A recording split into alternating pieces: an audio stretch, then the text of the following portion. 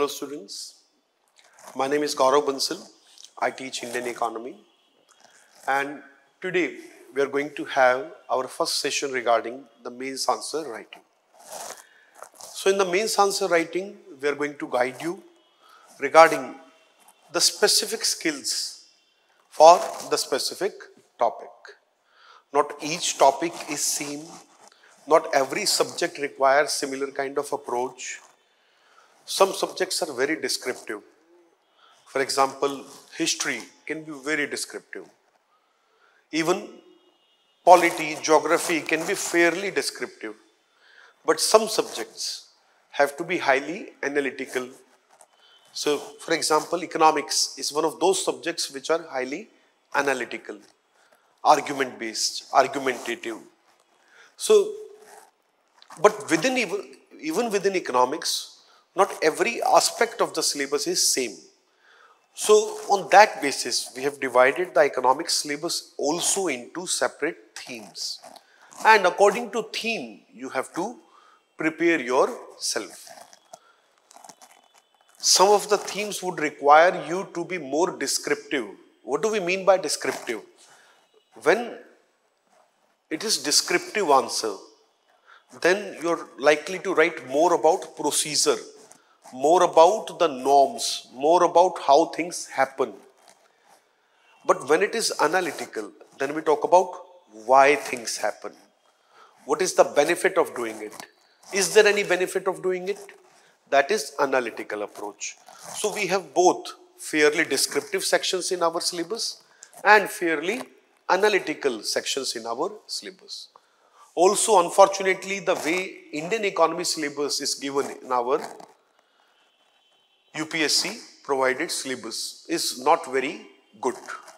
They've skipped out certain sections completely, whereas if you look at the past year questions, there are regular questions from those areas. For example, in last 3 years, 2 times there has been question on exchange rate or trade war, currency manipulation. But there is nowhere in the syllabus that this topic is covered. Not the specific topic of exchange rate, not even the international trade itself is covered. But if you look at this topic, at least 1 to 2 questions each year are asked. So likewise, unfortunately, our syllabus also is not so well defined. Those who want to check out the syllabus on our YouTube channel at GS Core, we have detailed syllabus analysis. For that, we have a separate video. You can check it out there. And I would suggest you to check it out there in case you have not seen it yet. Because in economics, you really need it. Now, we come back to the theme that we have for the day, and that is planning in Indian economy. But before we talk about today's theme, let me give you a very brief idea about the broader division that we have done regarding the themes. So, we have divided the syllabus into the following themes. It is not necessary that it has to be only these 9.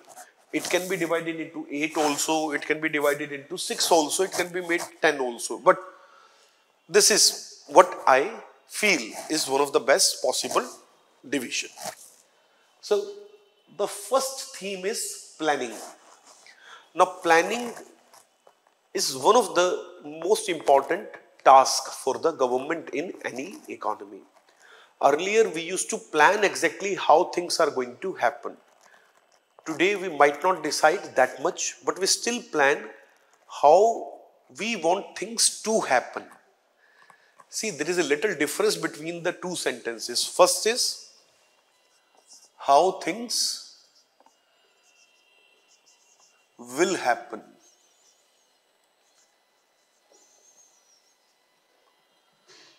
And second is how things shall happen. So this will or shall changes a lot. This will or shall changes a lot. I believe this is a bit out of the space, so let me write it again here. How things will happen means there is some certainty here because I am in control here. And how things shall happen.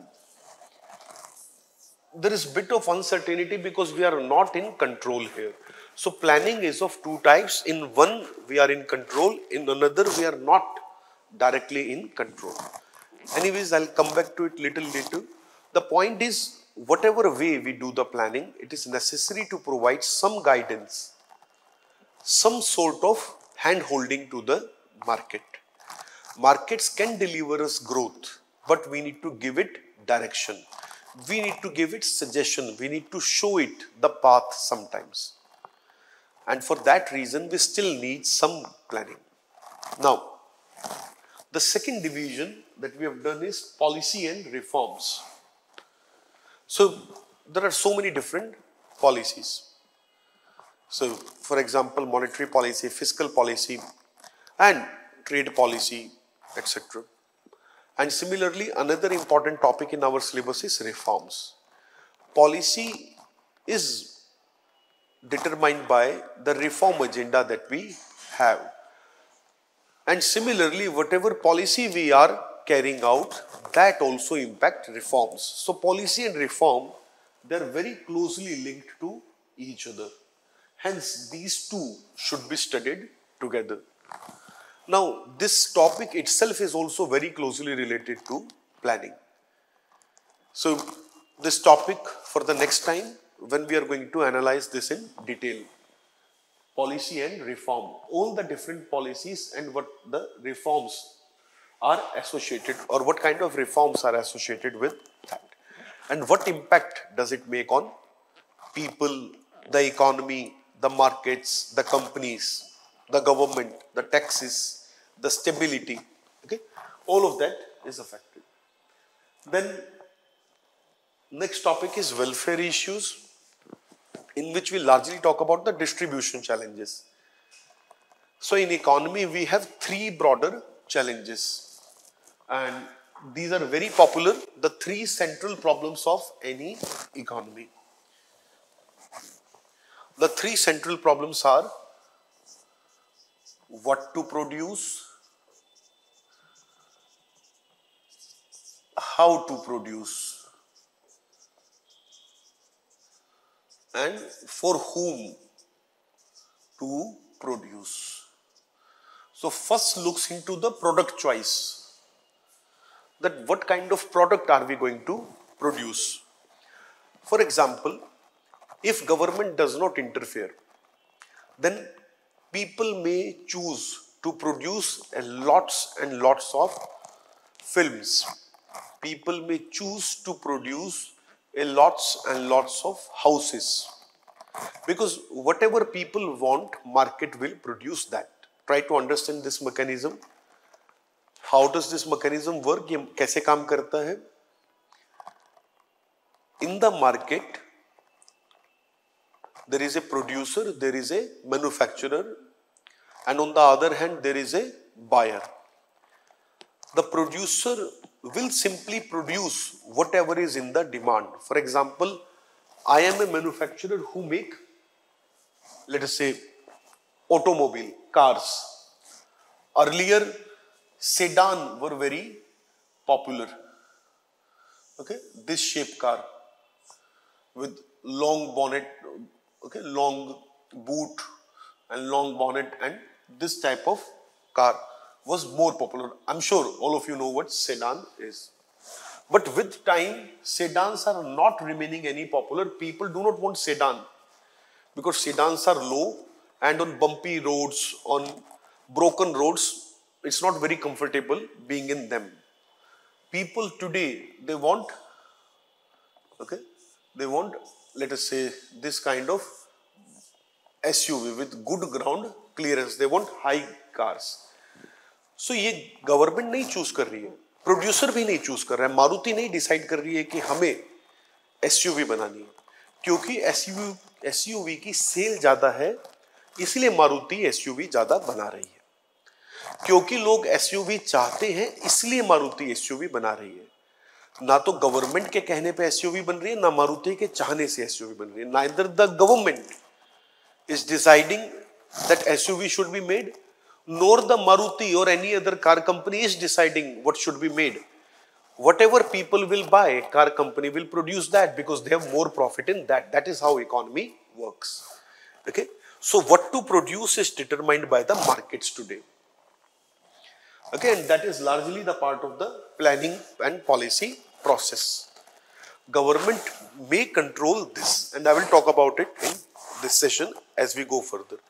How to produce, what should be the technology, whether we have to make car, but whether I have a fully automated plant or I have a plant where lot of people manually work on each and every part.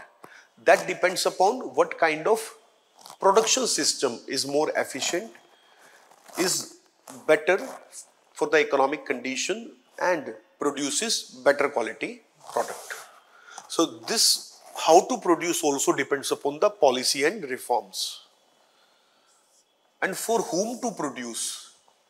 Okay, we have produced car, but who are going to buy this car? Who are going to get the services of this car? This is a distribution choice. And those who have money, they would be able to buy simply. But this has an essential welfare dimension. Okay. So the topics of inclusive growth, the topic of development, the topic of inequality, poverty, all of those topics are captured within the welfare issues. The approach of such topics is very different. In these kind of topics, we try to analyze more on the basis of data, statistics. What changes have we been able to achieve in the society? What percentage of people are now living under a certain poverty line or are in headcount ratio? So that will come in welfare issues. Then there is a topic called government budgeting, which is a big topic because it covers the topic of taxation, it covers the topic of debt, deficits, subsidies. So it is one of the most important topic. If you really look at all the themes, the maximum question in economics are asked from agriculture, and after agriculture it is government budgeting. Together, government budgeting and agriculture, these two cover roughly 2/3 of the total question in economics sometimes, and at least 50% of the question most of the time. So these two are actually some of the most important topics. Budgeting is very analytical, whereas agriculture is very descriptive. There are lots and lots of policies, there are lots and lots of procedures, and you have to write in detail about them. You have to write pros, cons, you have to write details that what are the provisions. So agriculture also is a very important issue, and I need not define it further. Okay? Then there is a very important topic of financial system, which unfortunately is also not mentioned in syllabus, and unfortunately from quite some time we have not even seen much questions on that in mains. But that doesn't mean there will not be a question in future. We still have to prepare it thoroughly. Next is industry, infrastructure and services. 1 to 2 questions are regularly asked from this section. Industry or infrastructure is one of the backbone of our economic growth. So individual sector specific issues, policies, challenges, these sections are also very, very descriptive. Okay. So agriculture, industry, infrastructure, services, these are very descriptive. Whereas government budgeting, financial system, policy reforms, these are very analytical. Okay. And then we have international economics. This is also not mentioned in the syllabus, but you need to be thorough with that part also, and we see questions very regularly from this section also. So on these themes later on we will have sessions, and then we will go in detail for these themes. The last theme here is labor and employment. This can be integrated into the welfare issues, and this can also be integrated into industry, infrastructure and services. So this is largely a part of both of the earlier topics. And this is very, very descriptive. You have to write lot of data, you have to write about lot of policies and schemes. So this is also a very descriptive topic. Now, let us talk about the theme of the day, which is planning.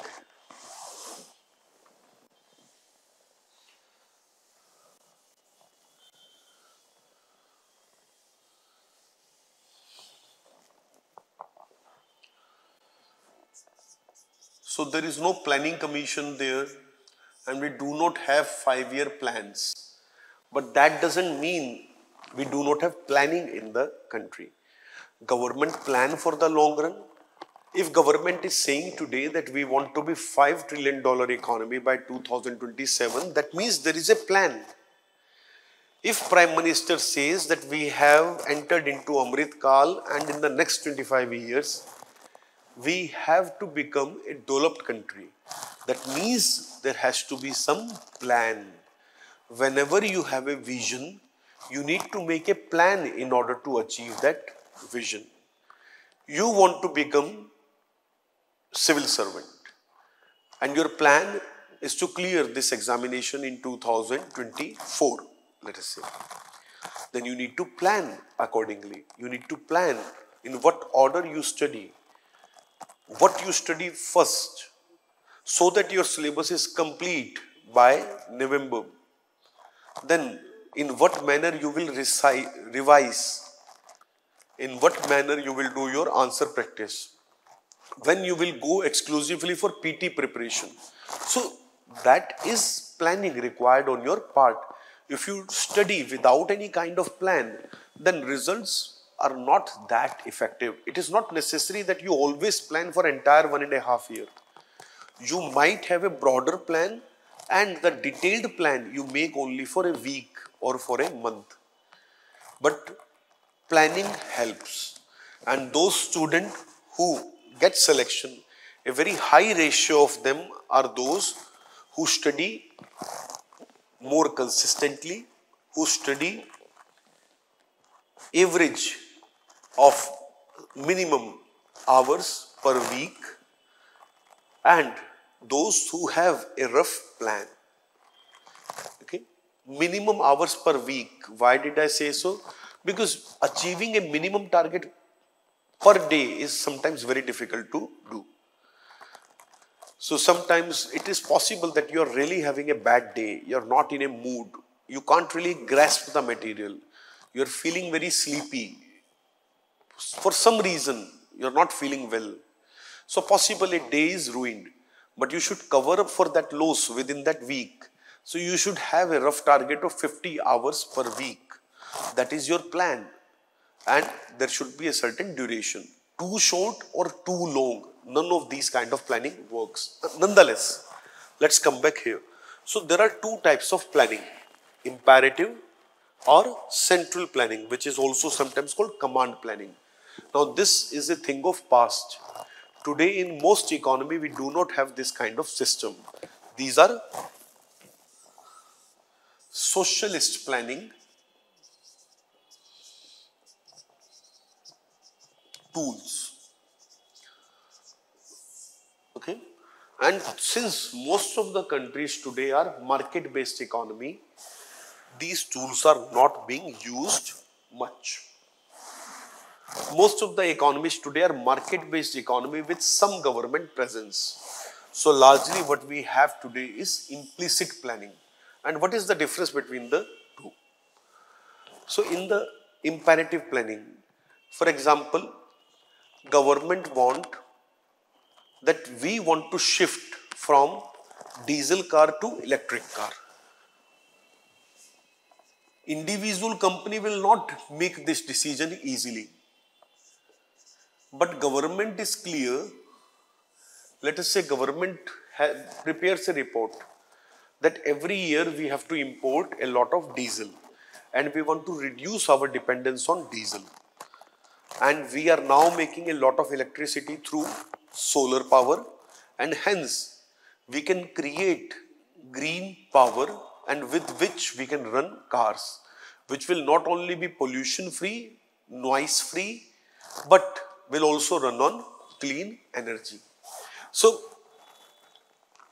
government from a broader social perspective decides on this agenda, but individual company is not interested. Individual company is looking into its profit. And if you look at the profit, then still electric car is a loss-making prospect. Then electric car is not very worthy business as of now. Let us say, I'm not saying it is like that only, but I'm saying, let us say 5 years ago, the electric cars, they are not a very profitable thing. So not many companies are interested in that. But what if government doubles the diesel price?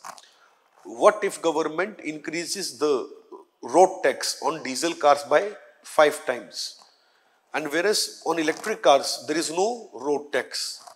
Whereas on electric cars, government rather provides subsidy. In that case, people will have more incentive to purchase electric car. And since people now have more incentive, they create more demand. And when people create demand, companies produce. So that way, government can still command its will onto companies. In the earlier planning model, government would tell the company. पहले क्या होता था, सरकार सीधा company को बोलेगी कि तुम्हारा लाइसेंस बंद करते हैं, आज से तुम्हारा डीजल गाड़ी का लाइसेंस बंद, अब से सिर्फ इलेक्ट्रिक कार बनाओगे. ये है imperative planning. So we tell the company that you do not make diesel car any more. We do not give you license for diesel car. We give you license only for electric car. In that case, whatever choice company has is to make electric car. That is forced onto company explicitly. But in implicit planning, what are we doing? We give people incentive to buy electric car, and in that mechanism, we create more demand for electric car. And when there is demand for electric car, automatically company will produce more of those. So we need planning because planning can bring broader advantages which individual company can't think of. Okay? So government has a broader intelligence of so many researchers, so many people who think from different perspective. As a car maker, I look into my own profits only. As a car maker, I'm not interested in welfare of society. But government identifies that cars is very polluting. Cars create a lot of issue. Let us change this industry. So this decision cannot come from a company. This can only come from government. And that is why you need government. But the way in which government will implement this decision depends upon the nature of planning that we have. So today what we have is implicit planning. This is gone. The imperatives command economy was there before 1991. Since 1991, what we have is imperative planning. Sorry, implicit planning. Okay? And later on, we have in fact disbanded the planning commission. We now have Niti Aayog, which is more of a research body, more of a think tank, which produces lot of data, lot of reports. So that is the way in which the nature of planning has changed essentially. Okay. So in the imperative planning, it was how things will happen, whereas now it is how things shall happen. So how government controls the planning today, how government influences the decisions. So the answer of that is through its fiscal policy and monetary policy. In the fiscal policy, government can increase the tax. Government can decrease the tax to encourage or discourage something. For example, we want to discourage diesel car, so we increase the tax on diesel car. We want to encourage electric car, we decrease the tax on electric car. We give subsidy on electric car. By doing so, we make electric car more attractive compared to diesel car. So this is how fiscal policy works, and this is how fiscal policy affects the demand and production of a product in the economy. I hope that is amply clear. Now, through monetary policy also it can be done. Okay? For electric cars, government can create certain specific policies. For example, if you want to buy electric car, then through its qualitative controls. Through the selective controls, government can opt for consumer credit regulation. And under that, government can ask banks to create more loans for electric cars. Government can include electric car loan in priority sector lending. That way, bank have to finance more electric cars. So when it will become very easy for people to get electric car, people get electric car at a lower interest rate loan, then that is also an additional incentive. So that way monetary policy can also support a sector directly. So it is through these kind of policy intervention, whether it is fiscal policy, monetary policy, that we together have our imperative planning, and we control, not control, I would say manage everything. So that is how we run the economy today. Okay. Regarding that, there are a lot of challenges also. For example, how to keep the demand running in COVID period or any crisis. How do we use the fiscal policy to ensure that there is enough loan in the system, there are enough advantages in the system. Okay. Now,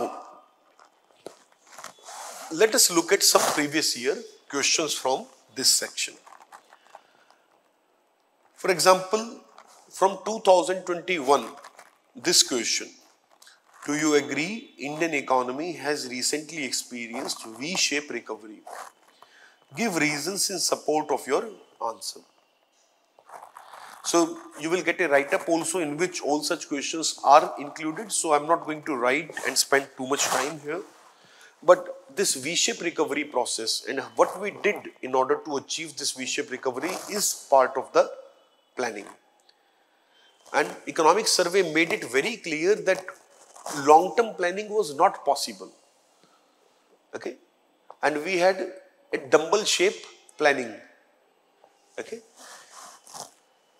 Where either we were taking immediate decisions that what we will do today, or we had very long-term decisions that okay, in 2 years we want to do this.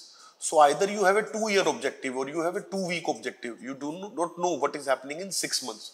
So your policies are either this or there, nowhere in between. So this was the nature of our planning. Economic survey very clearly defined it as well. So what kind of planning did we adopt in order to come out of the crisis? How our recovery is a V-shaped recovery. So Government of India, for example, gave lot of monetary policy advantages. For example, it gave loan moratorium. For example, it gave tax concessions. For example, it spent more money on subsidies. By taking all such decisions, the government supported the recovery in the economy.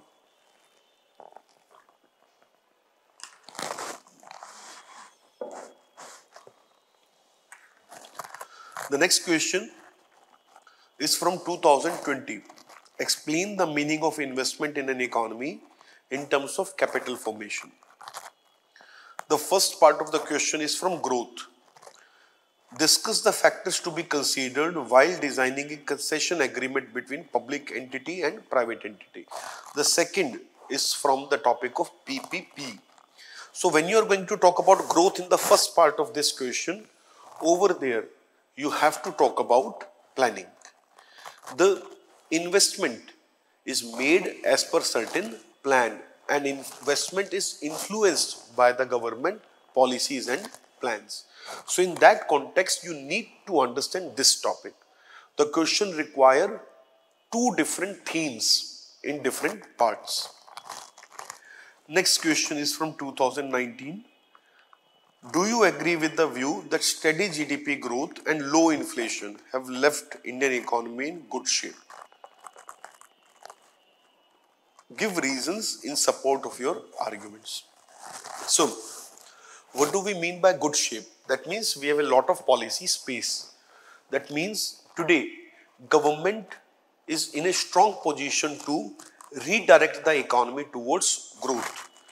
Because we have steady GDP growth and low inflation, the monetary policy is free to cut the interest and encourage the growth. So likewise, here the role of monetary policy and what kind of freedom to the monetary policy is provided by low inflation and steady growth. That aspect must be covered, both monetary and fiscal policy. So all these questions require understanding of this section of the syllabus. The next question is access to affordable, reliable, sustainable and modern energy is a sine qua non to achieve SDGs. Comment on the progress made in India in this regard. This is a question from 2018. So by the way, what are these SDG, Sustainable Development Goal, or MDG, Millennium Development Goals? All of these are also a planning document, a vision document, under which we make annual plan that, okay, this year, for example, if we want to cut, let us say the IMR, infant mortality rate, from 75 to 60 in 15 years, then we make a target that every 2 years we want to achieve a progress of 2% decrease in this IMR. And how we are going to achieve that? For that, what kind of spending we need to make, what kind of financing we need to arrange, all of that we need to make sure in that. So planning is required for these also. These are also our policy and planning objectives. So MDG, SDG, that is also a part of planning. They are not from our 5-year plan, but they are from international community. Next question is, among several factors for India's potential growth, the savings rate is the most effective one. Do you agree? What are the other factors available for the growth potential?